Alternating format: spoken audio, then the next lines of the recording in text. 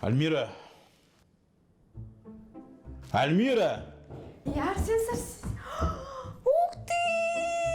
Алшы мені, Альмира. Бұл маған ба? Жоқ, үй саған емес. Ана не, бухгалтерияда Гүлназ бар емес па? Гүлназ апайша. Соған апарып берші. Скажи от меня. Гүлназ? То есть, екеуіңіз... Ей, жоқ, үй. Что ты гонишь, ба? Ол апа ғой, 60 жастағы апа емес па? Просто кеше корпоративте ұят болып қалды кішкене. Скажи от меня извини деп передай. Конечно, ұят болады. Біз кеше барлығын көрдік қой. Как вы на столе танцевали под столом, потом блевать еттіңіз ғой. Сосын анау официанттарға бетіне түкірдіңіздер ғой. Бәрін көрдік.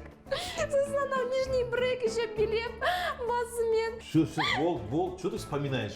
Сосын танец живота еще билеп, ақша сұрадыңыз ғой, ағай. Ақша? Барлығын көрдік қой. Анай, жүн қарынмен жүр. Бәсе таяқтың, сол ақша тұрсейді олай. Еще сол ақшаны, мы сказали, мен осы ақшаға зарплаталарымды берем деп, премияларымды берем деп. Все, бол, айғалай бермеш, бол, айта бермеш. Ұят бол дейін, ладно, мас болып қалып. Мынандай гүлдер бар ғой, мұнда барды, всем закажи и раздайте, бәріне. Мен кешірім деп тұтын ба? Серьезно? Не. И скажи это, пусть видео все удалят. Хорошо.